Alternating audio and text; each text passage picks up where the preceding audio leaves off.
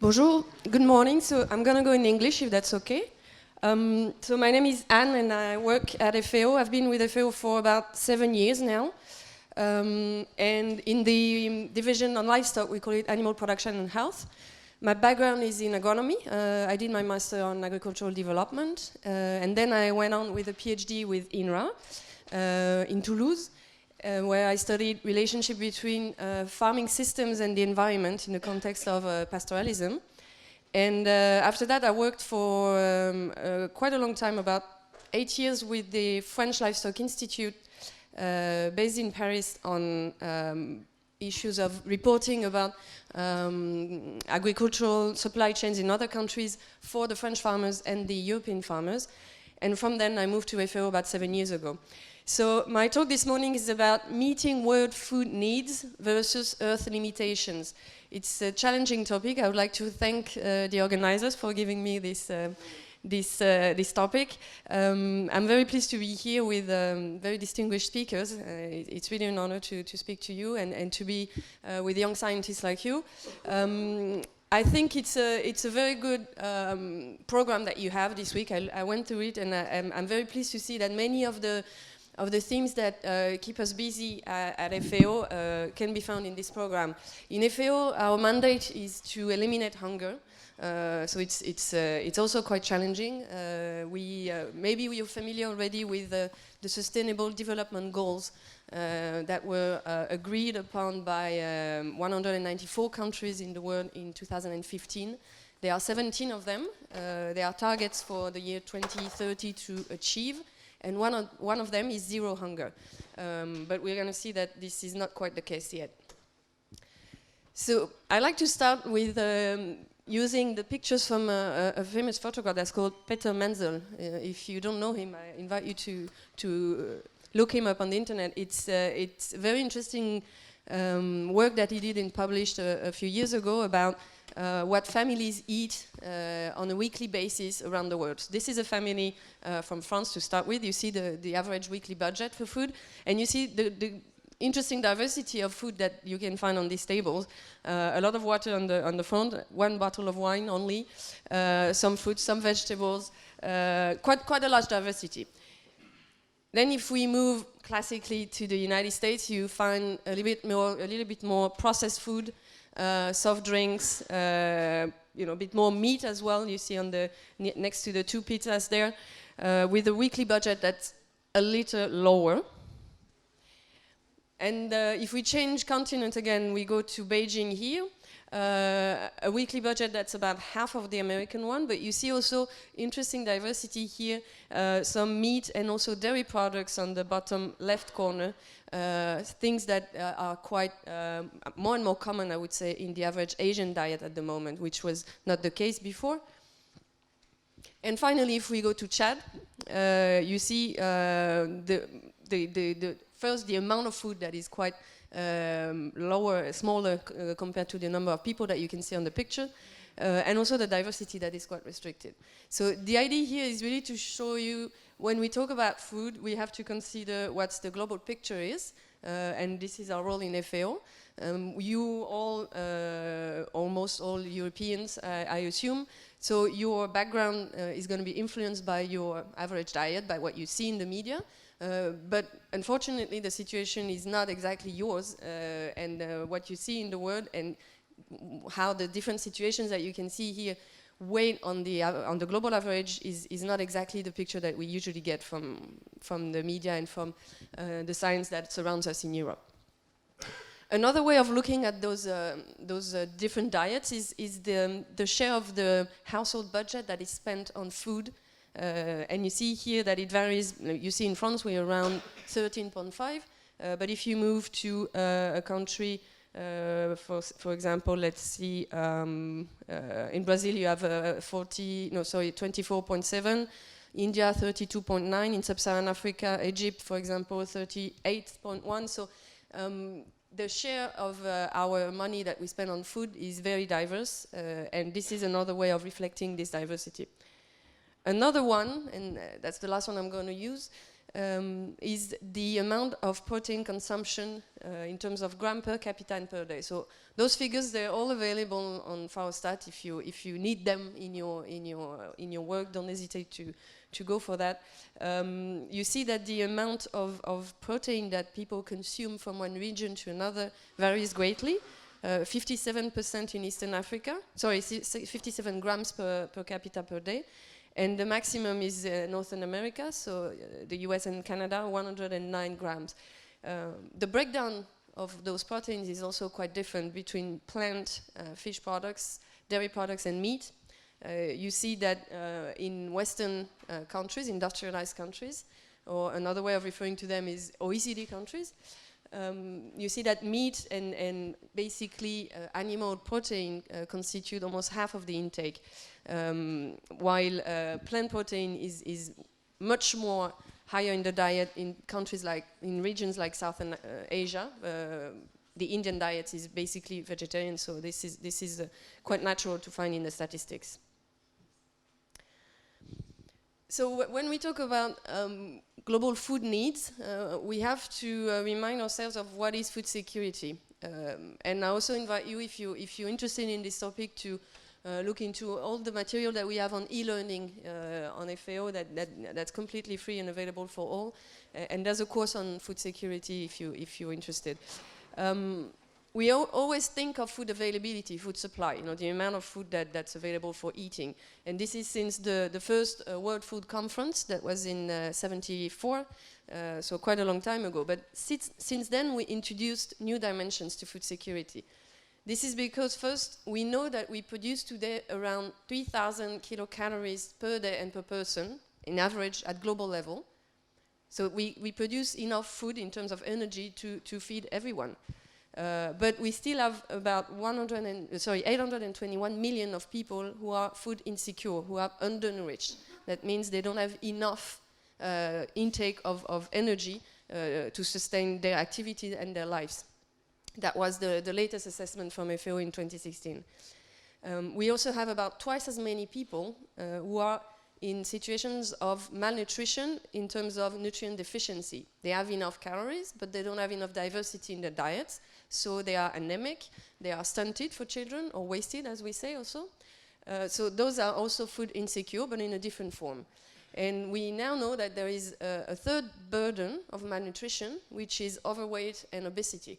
And we have about 600 million adult people in the world who are in situations of overweight. And this is not always in different places of the world. In the same countries, you find people who are undernourished, malnourished, and overweight. So this is what we call the triple burden of food insecurity. It's not only hunger, but we have different forms now to consider.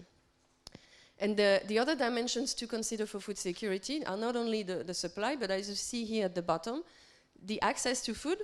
For example, if there is food around you, but you cannot buy it, you don't have enough income, or the distribution of food is not even over the world or over the region where you live, you can be food insecure. And so this has to do a lot with poverty. So eradicating hunger has to do with eradicating poverty as well.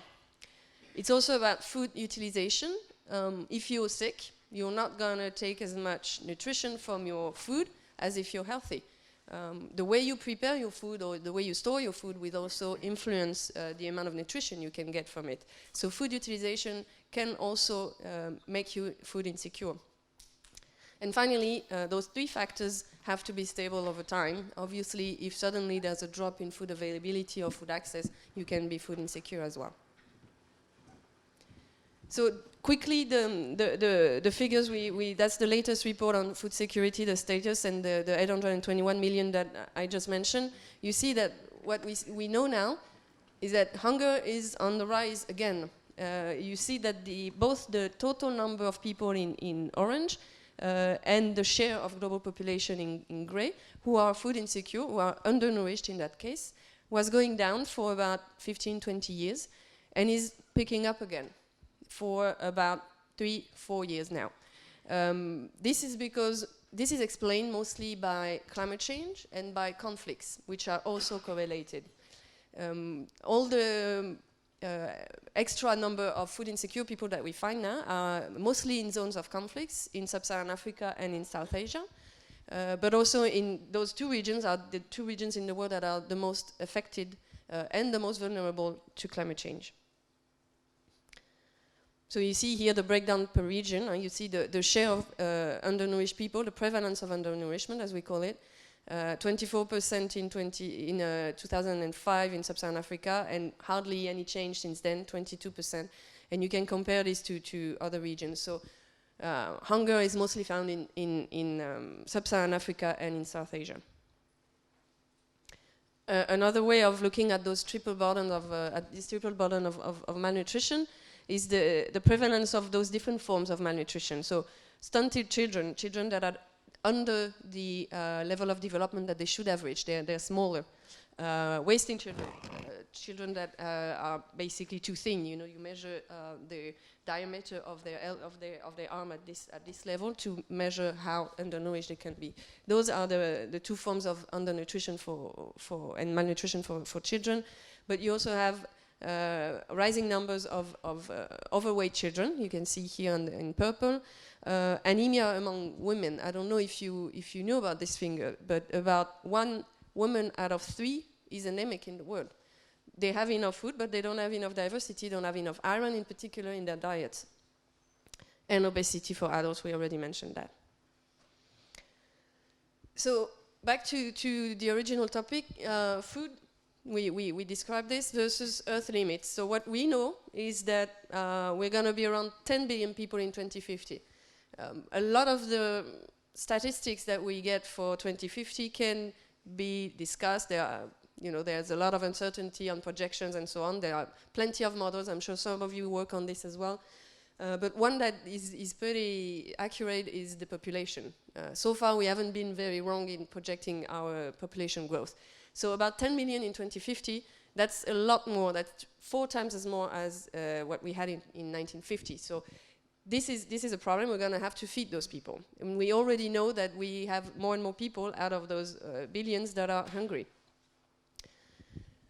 So we do have some new perspective rather than projections, figures at FAO on what will be the production of those food items that you can see here under different scenarios. So far, we used to publish one figure. You know, we used to say in FAO, in 2050, we need 70% more food to feed the world. Now, we're more cautious, and also we have a more scientific approach to that, and we consider scenarios. So we have 3 scenarios that are under consideration at the moment. A business as usual, nothing changed, the first column. Then a scenario where societies become more equitable and more sustainable. I'm not going to go through the details of that, but you can find the publication if you're interested, towards sustainability. And a scenario that goes in the reverse way, more stratified societies, more inequitable, less sustainability in the public agenda, and so on. And you see, if you look at the different food items, we need more in any case, but we can limit the amount of extra food that we will need to feed the world in 2050 under the towards sustainability scenario. In particular, the animal protein. Here you can see that it's a difference by almost half of the amount that we need extra compared to business as usual. So we need more food, but you see, if we go more sustainable, you will be under some figures that can be considered achievable. But in this report that some of our colleagues prepared, what we know is that this business as usual that we use as a reference, and that was used for this plus 70% until recently, it's no longer an option, because under this scenario, even in 2030, not even 2050, we still have more than 600 million people that are undernourished. And you see the breakdown per region is not very different from what it was before. So under business as usual, we still have hungry people, while all countries in the world have committed to eradicate hunger by 2030. So let's have a look now at this question of the Earth limits, or you know, the boundary, global boundary, planetary boundaries. There's a lot of science around this, and I'm just going to use two examples. Because I'm pretty sure you've been exposed to this one, at least, the Global Footprint Network. That is, there's a lot of scientists that are supporting this network, and it's linked with WWF. Excuse me. And that's about the number of Earths we would need if everybody lived like people in Australia, people in the USA, and so on. Another way of looking at this is this overshoot day. At what day in a year have we already consumed all the resources that we need to sustain our current lifestyle? So this is interesting because it's very easy to communicate. It's interesting for the global public. It's interesting for policymakers, for journalists. You see it everywhere. I'm sure you saw it before. If you look it up, so that's behind this is the concept of the ecological footprint. That's the Global Footprint Network is working on ecological footprint. It's rising also in science, actually. If you look Google Scholar, you had about 32,000 hits in 2013. Now it's 3 times as much. So it's really something that even scientists are taking on. But there's a real question, is it relevant to policymakers? Because in the end, behind this you're going to see it's about aggregating all environmental impacts into hectares of land, basically, because it's how many planets we need. So it's a very difficult and very almost impossible challenge. And what I would like to say again about the Sustainable Development Goals here is that what the countries are working on now and what they have to report about is actually 230 individual indicators, not an aggregated one, but individual indicators. For example, you know, how many people are suffering from hunger, but also there are indicators on if there is climate change on the curricula, academic curricula in a country. This is also an indicator of progress towards tackling climate change.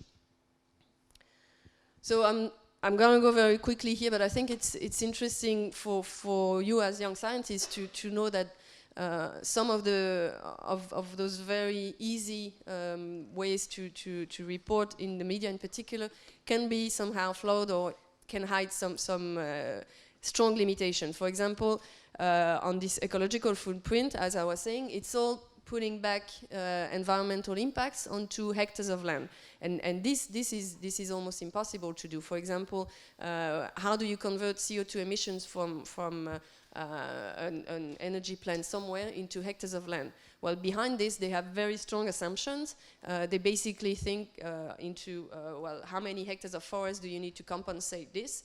But there's no room for improving energy efficiency, for example. So the more energy we produce, for them it's just more trees that we need to plant instead of maybe moving to renewable energy. So you see this kind of limitation. This is just one example.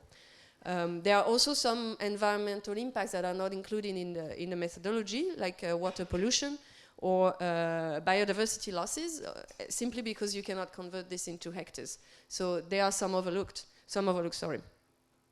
So as I said, it's usually applied at country level. You know, how many planets do we need if we were all French or Australians? But we all know that, you know, environmental issues and people and activities, they don't stop at borders, and there are sometimes we call them ghost impacts through international trade that are not taken into account. So another one, and a more interesting one, is the one of, as a concept to talk about this Earth limitation, is the one of planetary boundaries. So it's a bit more robust in terms of science, and it's based on the levels of human perturbation on the Earth system, beyond which its functioning may be substantially altered. So there are also assumptions on this, and we'll see about that.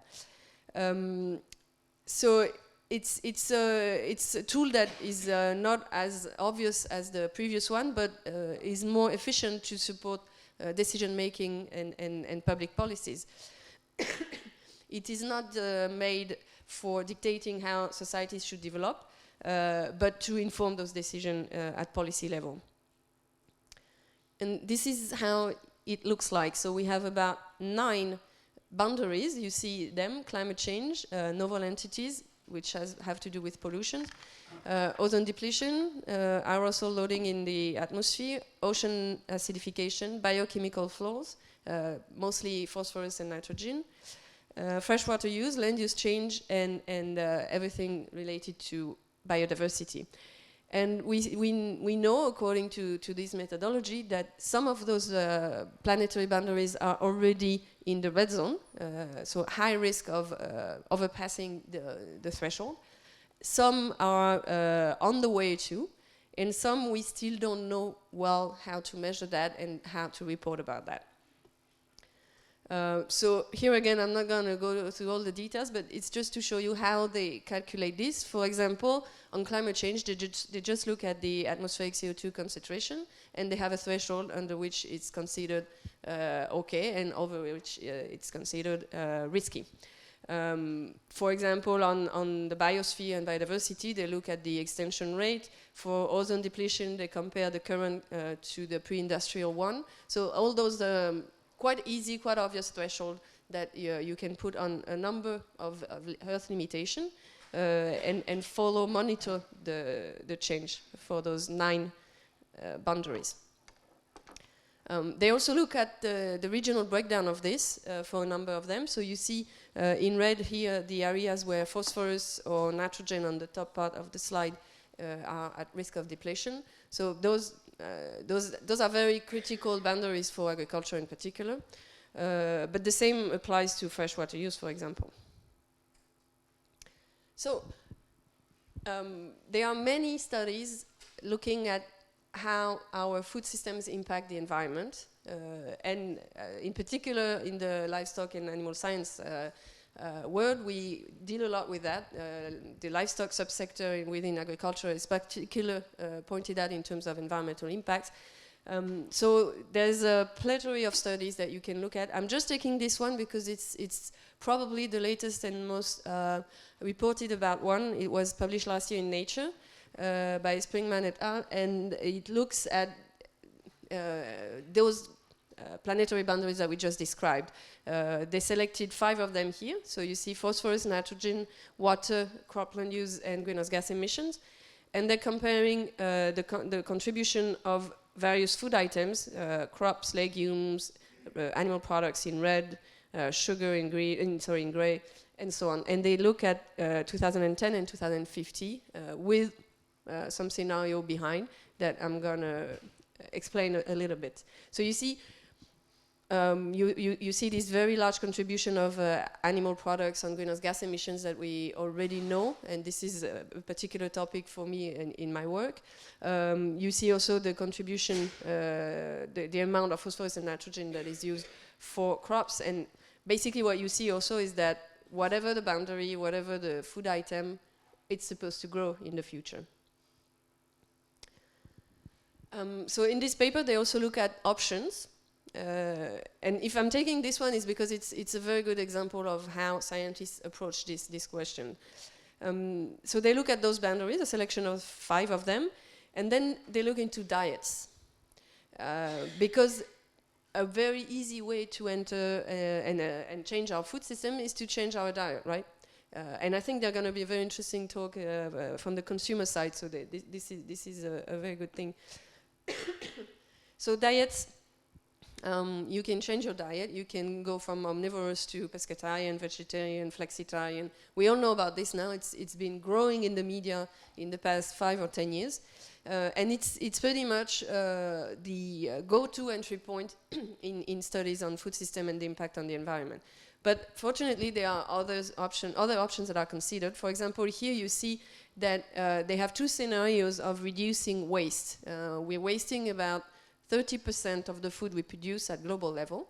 And this depends on the stage. Sometimes it's wasted at field level, on farm. Sometimes it's wasted at consumer level. Sometimes at processing level. But the fact is that we can save a lot of environment, of planetary resources by stopping those food and loss wastes. They also look at, you see here the tech scenarios that are the basically assumptions on improving efficiency in our food system, which is a very good way to compare to other entry points. And then the diets, as we said. So you see the impact of those scenarios. Basically, whatever scenario you can reduce compared to the red here, that is the baseline on all of those boundaries. But they found that obviously also the combination of reducing waste, improving efficiency, and changing our diets a little bit is the one in blue here that has the strongest impact, whatever, again, the boundary considered. So there are also limitations to looking at this question through scenarios. They're usually based on land use, and they're usually based on kilocalorie intake for diets. So they're substituting food items based on an energy base, while we know that a kilocalorie of rice is not equivalent to a kilocalorie of soybean or of yogurt or fruits and vegetables. So there are other nutritional components to a diet than just the energy. There are macronutrients, protein and fat, and micronutrients, iron, calcium, vitamins, and so on. And there are very few studies looking at this. It's starting now. We saw one recently about livestock feed on introducing some nutrient into the question, but it's usually mostly kilocalories or sometimes protein. There's also a lack of accurate references on the production systems that are used to produce this food, and therefore to have this impact on the planet, especially on livestock, and I'm going to give you an example of this. There are also very strong assumptions on the use of rangelands and basically what's called marginal lands, all those lands that are not cropped, and that in scenario, a lot of scientists consider can be cropped or can be turned into forests or things like this. Alternative use of marginal lands is a very strong component of those scenarios, and usually not very robust. And finally, it's a very strong biophysical entry point and not really multidimensional, and I'm going to give you a few words about this as well. So first on this absence of nutrition into the scenarios that are studied. Here there's an interesting study from 2014 looking at the nutrition density of various food items. And this is calculated by the number of nutrients that are achieve more than 50% of the daily requirement. So you see, for example, in beef, you have nine nutrients that, if you eat 100 grams of beef, will be achieve over 15% of your requirement. So it's how dense your food is according to a variety of nutrients. And then they looked at greenhouse gas emission per item, and they make this ratio that is very interesting. It's basically putting into consideration the amount of greenhouse gas emissions you need to achieve a good nutrition. And yes, there are food items that are super large emitters, but they're also the denser in terms of nutrition. And this is completely logical. You know, to produce a kilogram of beef, you need a lot of resources because it's super dense compared to what the beef is gonna, the cow is gonna eat. So it's a machine to condense the nutrition, basically. So all those little, you know, I would say limitations on the nutrition is particularly interesting. Here, just an example on greenhouse gas emissions. This question of how we describe the production systems. We know that it's always often reported that livestock in particular use a lot of land because they consume a lot of feed that can be fed directly to humans. This is true. The livestock sector uses about 1/3 of global cereal production. So there's a lot of cereals that are fed to the animals. But you see that it's about only 13% of what the global livestock sector uses as feed. Most of it is grass, crop residues, straw, leaves.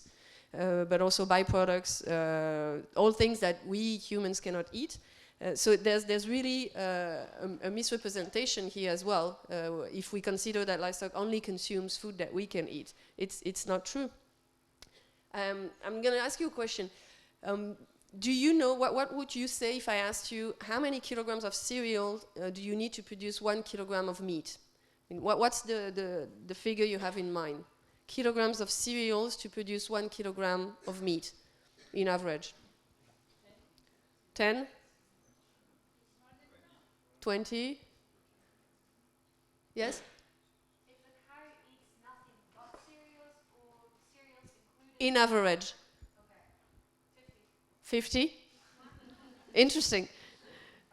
So we did this study at FAO and we found it's 3. Just because there are enormous amounts of cows in the world that don't eat a single gram of cereal. So what we, and I'm referring you again to the first pictures that you saw, what we have as a reference as scientists is always biased by where we live.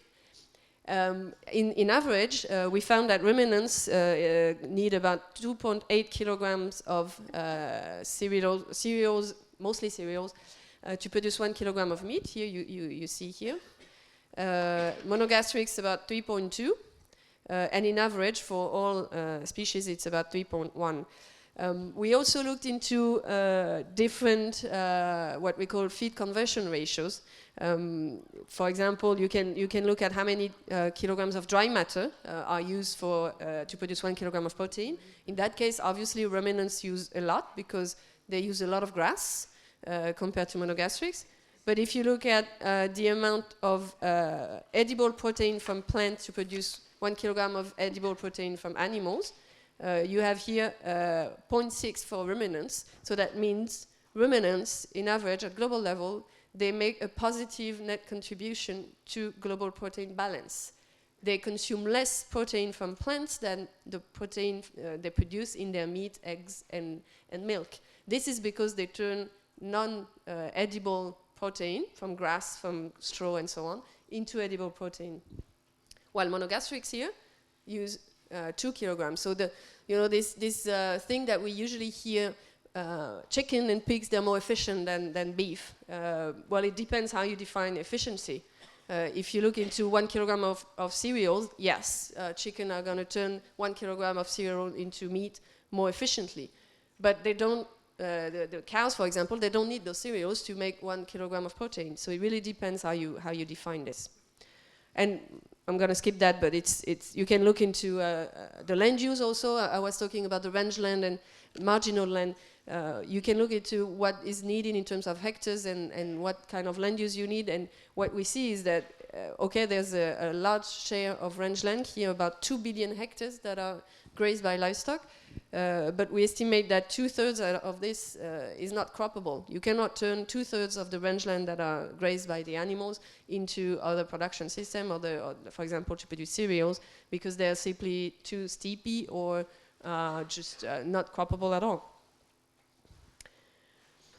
So the last point on the limitation was this biophysical versus multidimensional, if you remember.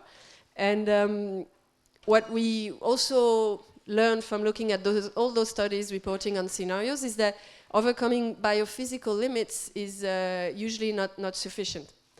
And I'm just here showing the what we call the sustainable food and agriculture principles in FAO. There are a lot of people who worked on this in FAO and outside. Okay, so the number one is improving efficiency. This is true. This is the basic. This is biophysical.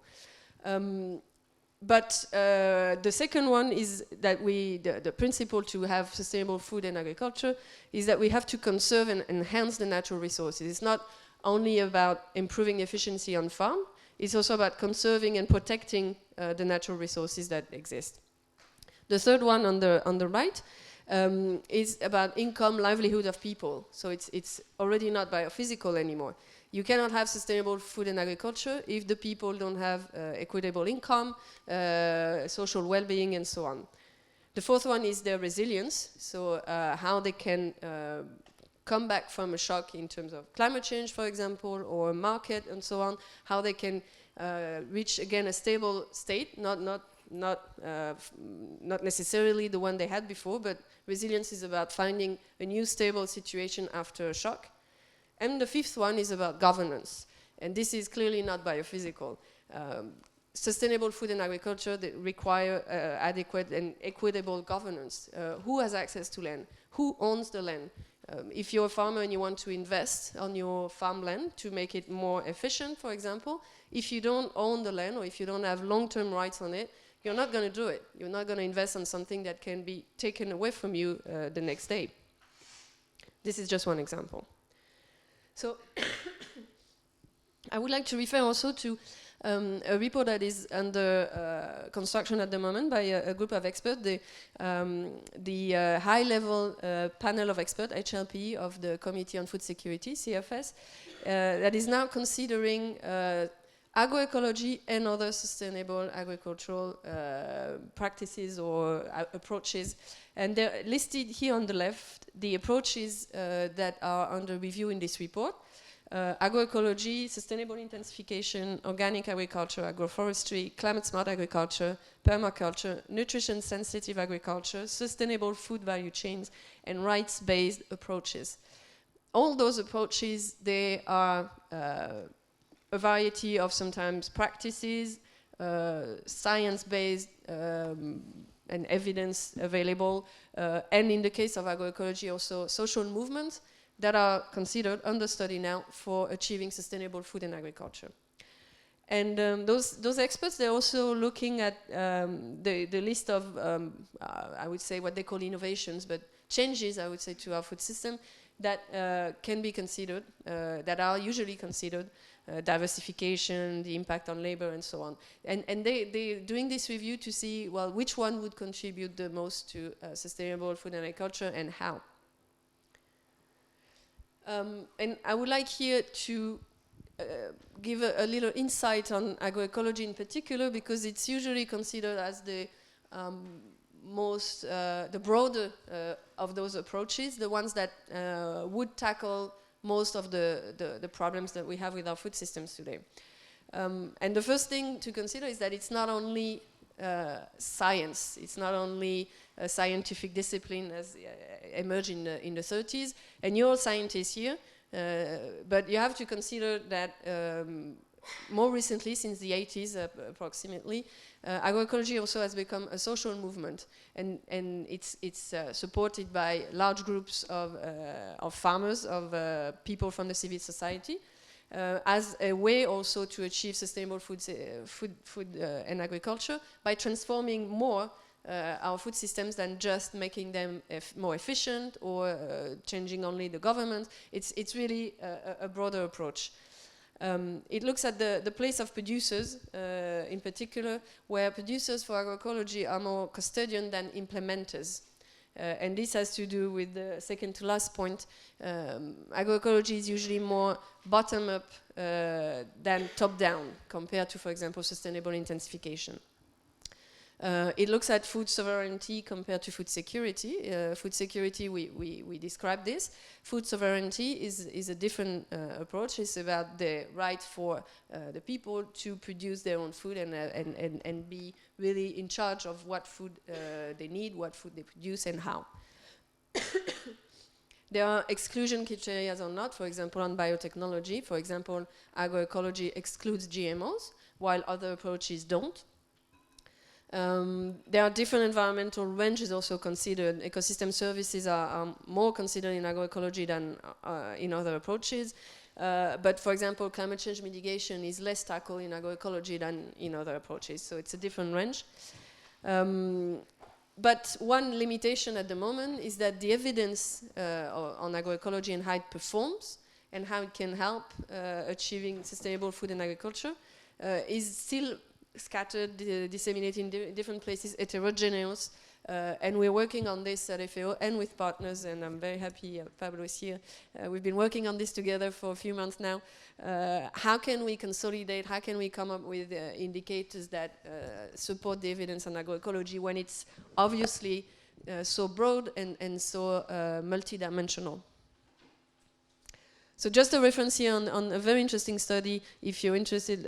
Bertrand Dumont from INRA, he recently published a paper on comparing sustainable intensification and agroecology, and it's for if you want to understand, you know, how two different approaches can work and why they are what they are now, the history behind. It's a very good paper. For example, they look at livestock and they consider the role of technology in sustainable intensification versus agroecology, or the role of markets and so on. I would strongly suggest for you to have a look. It's a very good paper. So to conclude on those food and planetary boundaries, I tried to give you some tools so that you can look into this yourself, because it's nothing we can address in half an hour. But the first point is that business as usual is no longer an option, and this is true in all studies, in all scenario analysis. Achieving food security in a sustainable way for 2030 will require, and 2050, will require deep transformations of our food systems. We also saw that biophysical only approaches, they're very advanced, but they're not enough. Approaches that include social and equity aspects are less advanced, and ones on governments are hardly even looked at for sustainable food and agriculture. A very important point is that, and we're here for this, is science has a critical role to play. I think you all know now that it's a passionate debate. Everybody knows about food, everybody has their opinion. Basically, all of my friends, they became food experts, and they sometimes challenge me on agronomy, and I find it a little difficult to take, but you see that in the media as well. Everybody has become a food expert, and they know what to eat, they know when to eat it, where it comes from, and so on. Your role as scientists is really to maintain the good baseline on producing the right evidence to inform this debate, because we see that it can become too passionate very quickly. It raises the question of what is the role of producers, of consumers, and policymakers. I'm not going to answer this here, and I hope further talks will address this question. My role as FAO, I work for governments. You know, I'm an intergovernmental agency, so we are an intergovernmental agency, so our bosses are the 194 countries, so I work with policymakers, but what we realize now is we cannot work without civil society, we cannot work without the private sector, we cannot work without scientists, we knew that before. So what is the role of those different clusters? How can they work together? And this is really a challenge. We have to come up with new platforms on how those different clusters can interact to define our food systems in the future. And the final point is that obviously public policies that are the ones that can make large change have to be informed, not only for regulation. So you know, a public policy can work by setting up a regulation, banning imports, supporting whatever supply chain compared to another. But it's not the only way, and this is the one that we know as Europeans because of the common agricultural policy. But public policies, they're not only about regulation, they're about financial incentives, they're about extension services, technical support to farmers, you know, dissemination of knowledge, helping them achieve access to information, knowledge, technologies, and so on. Public policies are also about research and development, you know, INRA, but also institute like the French Livestock Institute, where I worked before. They're all supported by public funds to some extent, and this is how a state, a government, can also influence the development.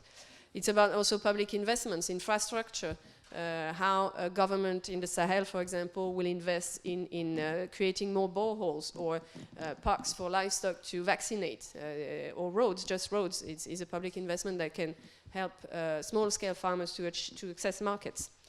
And also it's about market instruments. I mentioned bans on imports, export, but they're not the only ones. For example, labeling products is also a market instrument that can influence our food system. If you decide to put CO2 emissions on each of the food items that you find in a supermarket, as a government you will influence consumption and production a lot. So that's it. Thank you very much, and I'll be happy to answer some questions.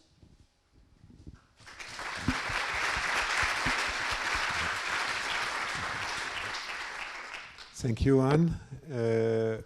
Les questions peuvent être en français, évidemment. Donc, qui veut commencer à poser une question?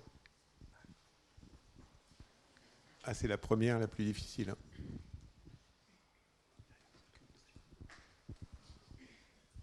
Oui, bonjour. Pour faire venir la première question, for the first question to come later.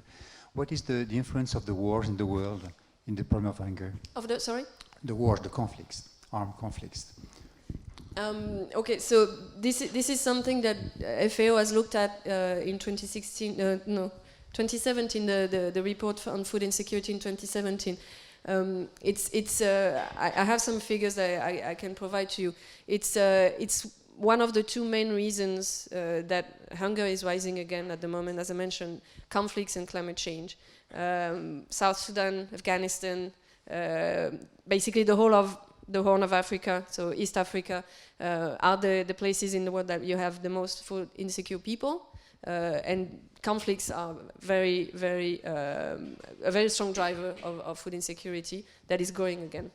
And we now look at how conflicts are also correlated with climate change. The fact that you have sharper, maybe more, it's not the only reason, obviously, but climate change can contribute to exacerbate what we call protracted crisis. So the opposition between pastoralists and agro-pastoralists in the Sahel, for example, can be made worse by situations of droughts.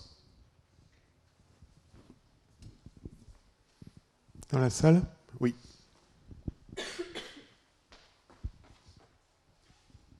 Alors moi, je vais poser la question en français.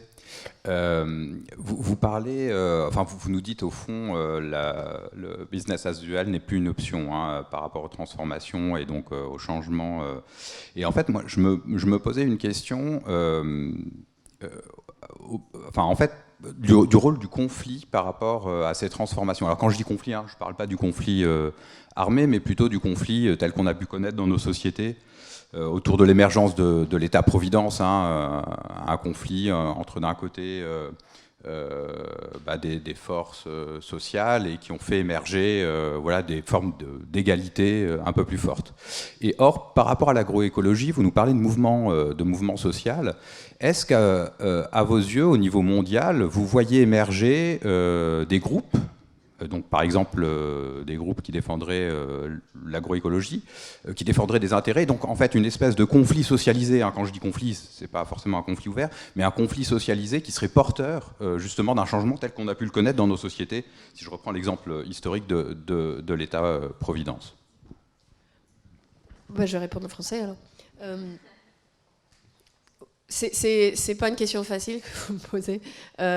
Oui, en fait, c'est bien de mettre en parallèle ces deux formes de conflits. Je pense sur la question des guerres et des conflits, sur la faim dans le monde, c'est radical. Mais la faim, elle existerait déjà sans les conflits armés. Donc ça, c'est un premier truc à considérer.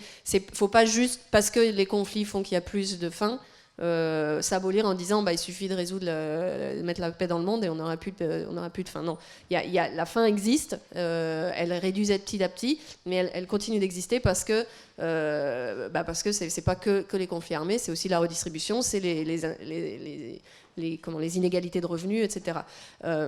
Après, dans la sécurité alimentaire, il n'y a pas que la faim. Il y a maintenant ce qu'on dit, c'est la sous-nutrition et la surnutrition. Donc ça, c'est des problèmes à résoudre aussi qui ne vont pas forcément avoir de lien avec les conflits armés, mais qui ont plus de lien avec les inégalités et donc les luttes de pouvoir. Et ce n'est pas que sur l'accès sous la sous-nutrition.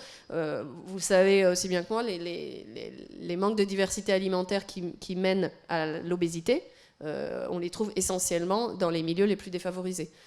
Donc effectivement, il y a des... Alors je ne sais pas si on peut les appeler des luttes de pouvoir. J'ai un peu l'impression que ça prend cette forme-là. En tout cas, c'est ça que je trouve intéressant, c'est que moi je viens plutôt du monde biophysique, climat, etc. Et depuis que je suis à la FAO, je travaille sur l'agroecologie dans un domaine où finalement la place des producteurs et de la société civile est plus importante que dans d'autres approches. Et donc on voit effectivement pas forcément des conflits. On espère que ça n'en viendrait pas à des conflits, mais en tout cas des oppositions fortes de groupes entre agro-industrie et petits producteurs. Oui. Mais quand je dis, ces conflits Ces conflits peuvent être positifs, au fond. Quand ils sont socialisés, il ne s'agit pas d'aboutir à de la violence, évidemment. Mais au fond, ce qui s'est passé, ce n'était pas des choses de bisounours, ce qui s'est passé qui a permis l'émergence de l'État-providence. Il y a eu du conflit dur avec des idéologies fortes, parfois peut-être pas... je pense au communisme, qui était peut-être pas extraordinaire, par ailleurs, mais n'empêche que ça a transformé la société. Et je me demande si aujourd'hui... Et donc on était sur ce qui était le centre du débat, c'était cette question industrielle, qui était le modèle voilà. Et je me demande si aujourd'hui le centre du débat, c'est pas cette dimension environnementale et écologique. Et donc est-ce qu'on voit émerger quelque chose un conflit socialisé entre guillemets, qui permettrait en fait ce mouvement-là, quoi. Moi, je pense que ça, c'est très facile à se dire ça quand on est en Europe et en France avec les Gilets jaunes en ce moment en particulier. Et je suis d'accord. Et on a envie de voir ça, en fait, en tant que spécialiste de ces questions. On a envie que ça émerge comme ça, qu'il y ait une division entre les gens qui sont concernés et qui arrivent à faire changer les choses. Malheureusement, je ne pense pas qu'au niveau mondial, ce soit le cas. Et les sujets de discussion vraiment et d'opposition sont très différents d'un continent à l'autre. Moi, j'ai passé les 2 dernières semaines en Afrique à travailler avec des collègues là-bas. On ne parle pas de devenir végétarien là-bas, on ne parle pas de taxes vertes, c'est pas du tout la même chose. Donc, le fait est que les plus grandes populations, c'est en Afrique subsaharienne et en Asie du Sud qu'on les trouve. Donc, les équilibres futurs, je ne sais pas comment ils seront. Pour nous, certainement. Moi, malheureusement, je ne serais pas la meilleure spécialiste pour vous en parler parce que l'Europe n'est pas mon centre d'intérêt premier. Vous êtes mieux placé que moi. Mais au niveau mondial, c'est pas exactement sur ces mêmes termes-là qu'on discute, même si je pense que tout ce qu'on voit avec Via Campesina en Amérique du Sud, ça va un peu dans le même sens. Donc ça dépend des régions.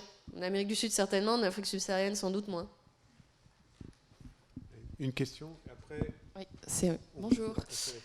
Du coup, j'ai une question qui rejoint un petit peu celle-ci, puisque vous avez montré beaucoup de chiffres globaux, mais à la fin, vous avez aussi parlé des 194 pays qui sont vos boss, entre guillemets.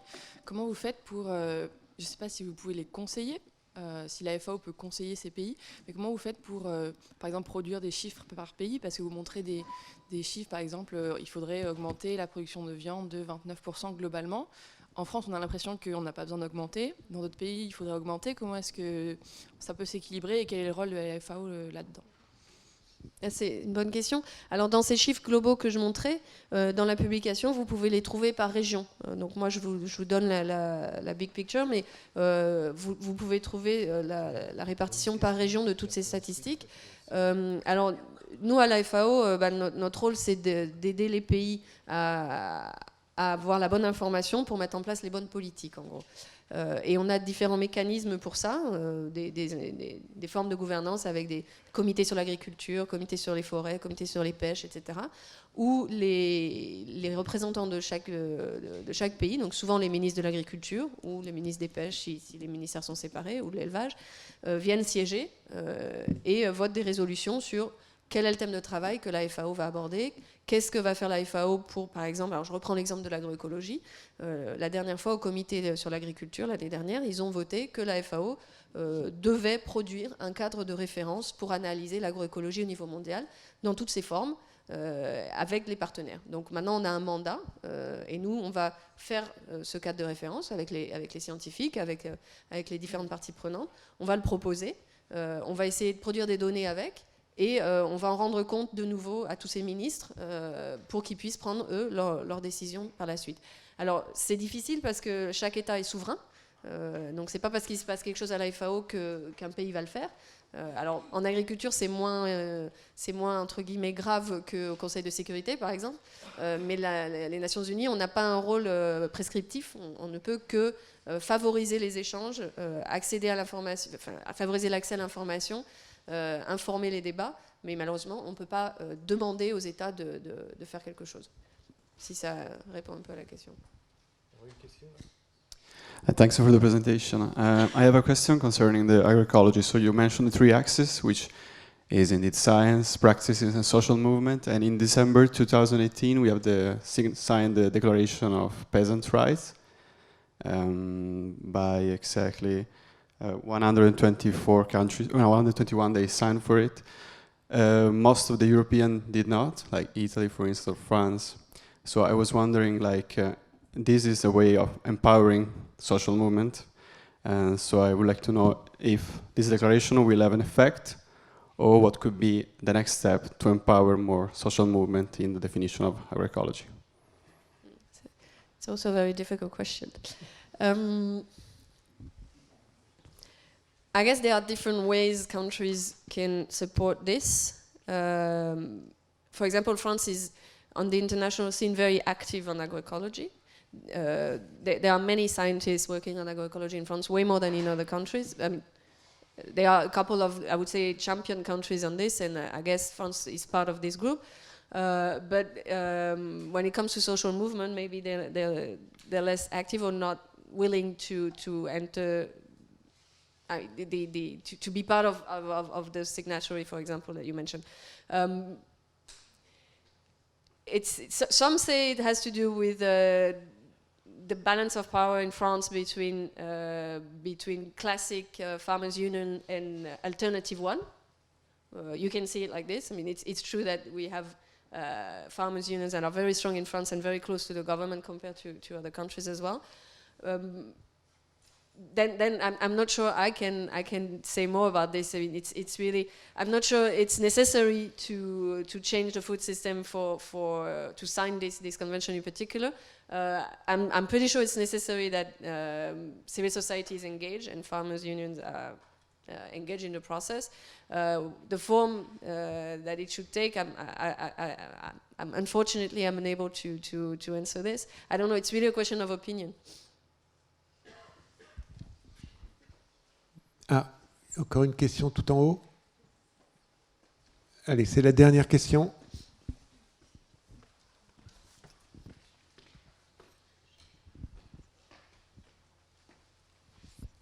Thank you very much.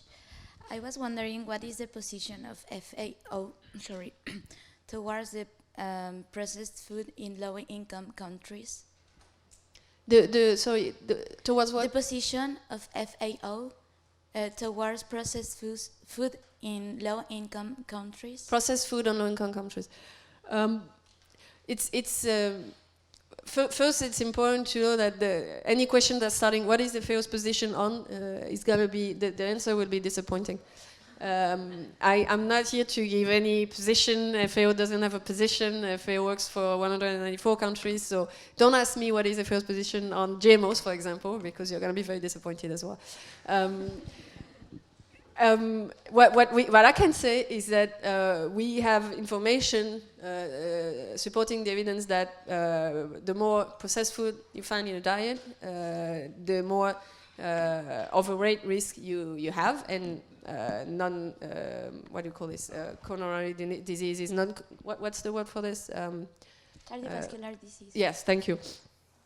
So we have studies on nutrition for that to support this evidence. We also work to empower smallholders more than the agro industry in FAO. So we're not supporting the higher inclusion of processed food in diets in low-income countries because we work with small-scale farmers. But that's the only answer I can give you. I mean, it's a pretty obvious one, but it's what I can say. Thank you. My concern is exactly that, because the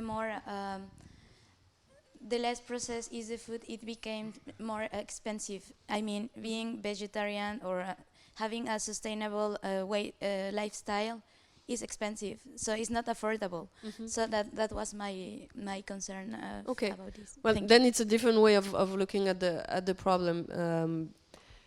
Some may argue that it's a sustainable diet might not be more expensive.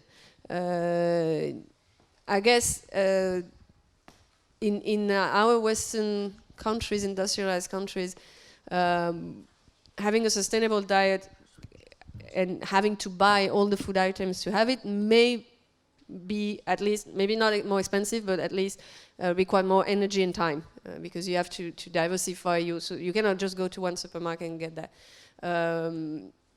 In low-income countries, it's a different thing because obviously the retail sector is not organized the same way. And it's usually a question of the first two dimensions of food security, which is availability and access. And it's really about whether those food items are available in the country and whether they have the money for that. So in that case, yeah, you're right. The having a more diversified diet would come first with a cost in low-income countries. Thank you. We have to switch. Merci.